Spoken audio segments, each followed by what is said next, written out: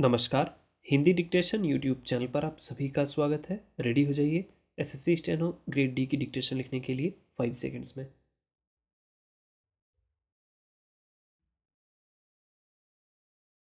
अब मैं आपसे एक दूसरा और बड़ा कठिन सवाल पूछना चाहता हूँ, जो कि मेरे और मेरी सरकार के सामने सदा मौजूद रहता है। अगर मैं कहूँ तो हम लोग राजनीतिक दृष्टि से गांधी जी के सिद्धांतों के बीच जन्मे और पले हैं। यद्यपि हमने गांधी जी के विचारों को न तो अहिंसा के विषय में न अर्थशास्त्र के विषय में पूरी तरह ग्रहण किया, फिर भी हमने उनमें से बहुतों को ग्रहण किया जो हमारे देश के लिए उपयुक्त थे और हो सकता है संसार के लिए भी कुछ हद तक उपयुक्त हों। अब आप जरा ऐसे लोगों की कल्पना कीजिए कि जो शांतिपूर्ण तरीकों को ग्रहण किए हुए अपनी स्वतंत्रता की लड़ाई लड़ते रहे हों। उन्हें हर दर्जे की हिंसा का और राज्य की हथियार बंद शक्ति का सामना करना पड़ा हो। ऐसा करने में हमें कोई प्रसन्नता नहीं हुई और इससे हमारे मन में बड़ी समस्याएं और संघर्ष उत्पन्न हुए हैं। हम लोग एक सरकार की हैसियत से शांति और व्यवस्था के लिए जिम्मेदार थे और यदि हम शांति और व्यवस्था कायम नहीं रख सकते थे तो सारे देश के छिन्न भिन्न होने का भय था। उस जिम्मेदारी को छोड़ देने का या किसी दूसरे रूप में कार्य करने का हमें अधिकार न था, लेकिन हमारे मन में सदा यह संघर्ष और ख्याल रहा है कि महात्मा गांधी ने जिन बड़े सिद्धांतों को हमें सिखाया था, उनके विषय में हम कपटपूर्ण व्यवहार कर रहे थे। हम बातें तो गांधी जी के सिद्धांतों की करते थे, पर हर कदम पर हम उनको अमल में लाने में असफल होते थे। यह कष्टकर परिस्थिति थी, परंतु देश में उस समय जो वस्तु स्थिति थी, उसे देखते हुए हमें एक विशेष प्रकार से कार्य तो करना ही था। मैं नहीं कह सकता कि हमने इससे भिन्न कार्य किया होता तो वह अच्छा होता। हम लोगों ने अपनी बुद्धि के अनुसार काम किया और किसी समय भी महात्मा गांधी के संदेश की यथार्थता या सत्य से इनकार न करते हुए हमने वह किया जिसे कि हम अत्यंत आवश्यक समझते थे। अब प्रश्न बार बार अपने विधि रूपों में हमारे सामने आता है। वह यह है कि हम एक व्यापक रूप में नागरिक स्वतंत्रता के लिए प्रतिज्ञाबद्ध है। जब तक कि नागरिक स्वतंत्रता का खूब विस्तार न हो, देश में असली स्वतंत्रता नहीं हो सकती। सभापति महोदय, यह मामूली बात नहीं है।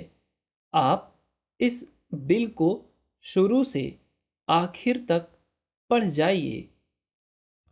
तो साफ मालूम होता है कि किसी खास आदमी के लिए, खास समाज के लिए, खास गुट के लिए यह कानून बन रहा है। इसमें कहा गया है कि जहाज उद्योग को भी कर्जा दिया जाएगा, पहले नहीं दिया जाता था। इसके साथ साथ अभी सभी लोगों ने कहा है कि यह कानून इस अभिप्राय से बना था कि इस देश के व्यवसाय की उन्नति हो। तो व्यवसाय की उन्नति के लिए यह कानून बना।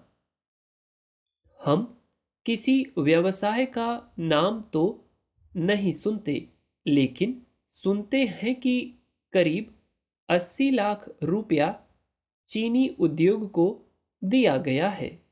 इसका क्या मतलब है, इस बारे में मैं पहले भी कई बार इस तरह की बात कह चुका हूं। जब कोई संस्था स्थापित होती है तो उसके कार्य और कर्मचारी का अनुमान लगाना होता है। देखना होता है कि इतने कार्य हैं और इतने आदमी बहाल होने चाहिए। मुझे तो यह कहने में दुख मालूम होता है।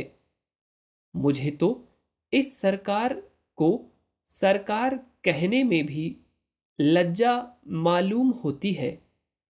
इसको सरकार नहीं कहना चाहिए। यह तो इस तरह का कुछ है ही नहीं। यह तो एक लूटने के लिए समाज बना है। वह जो कानून बनाते हैं वह इसलिए नहीं बनाते कि उससे देश को कोई लाभ हो। वह इसलिए जरूरी है कि किस काम के लिए किस आदमी को ले लें। इस मतलब से कानून नहीं बनता है, बल्कि इस मतलब से बनता है कि एक खास आदमी को उस रोजगार पर लगाना है। उसके लिए कानून बना देते हैं।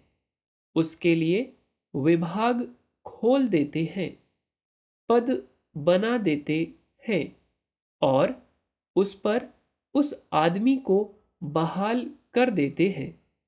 इस काम के लिए यह कानून बनता है। अब यह कानून बन गया है, लेकिन क्या उप निदेशक की जरूरत थी? अभी न इस नियम को बहुत रुपया मिला है, न बहुत काम ही बढ़ा है। अभी केवल एक काम हुआ है। केवल चीनी व्यवसाय को रुपया मिला है, जो बिल्कुल उन्नतशील व्यवसाय है। उसमें उन्नति के लिए रुपए की जरूरत नहीं थी। ऐसे ऐसे व्यवसाय की मदद होनी चाहिए थी जो कि पिछड़ी हालत में है। इन शब्दों के साथ अब मैं अपना भाषण समाप्त करता हूं।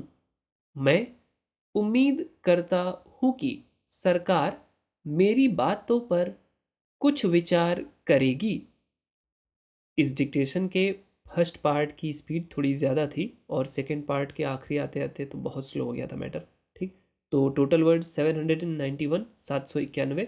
ठीक, मैं उम्मीद करता हूँ आप लोगों ने बहुत अच्छा लिखा होगा। और जिन लोगों का थोड़ा छूट रहा है या गलतियाँ ज़्यादा हैं, उनके लिए एक ही सुझाव है कि वो जितने भी मैटर अभी तक के पड़े हुए हैं चैनल पे, ठीक, उनको आप लिखें और कोशिश करें ढेर सारे मैटर लिखने की। ठीक, जो लोग लिख पा रहे हैं उनके लिए। और वो सारे मैटर सीधे 800 या 800 से ज़्यादा कोशिश करें 1000 शब्द लिखने की, ताकि जब वहाँ आपको 800 शब्द बोले जाएँ तो आपको बहुत कंफर्ट महसूस हो। ठीक, और रीडिंग में भी आपकी स्पीड अच्छी होगी तब। और जिन लोगों की स्थिति थोड़ी नाजुक चल रही है इस समय अभी भी, मतलब जैसे जो 75 और 80 की रेंज में हैं या करेक्ट 80 के आसपास ही हैं, वो अलग अलग मैटर पे हिल जाते हैं, उनके लिए एक ही व्यवस्था है कि वो एक मैटर को 2 बार लिखें, 3 बार लिखें और लिखने के बाद पढ़ें थोड़ा फास्ट। ठीक, क्योंकि यदि आपकी टाइपिंग स्पीड अच्छी है तब तो चल जाएगा काम, टाइपिंग स्पीड अच्छी नहीं है तो आप रीडिंग में भी बहुत समय लेंगे, करेक्शन में बहुत समय लेंगे। ठीक, तो एसएससी हालांकि ग्रेड डी के लिए समय तो देता है, लेकिन आप लोग अपना समय बचा कर चलें ताकि वहाँ पर और भी निरीक्षण के मौके मिले और आप अपनी गलतियाँ बचा सकें।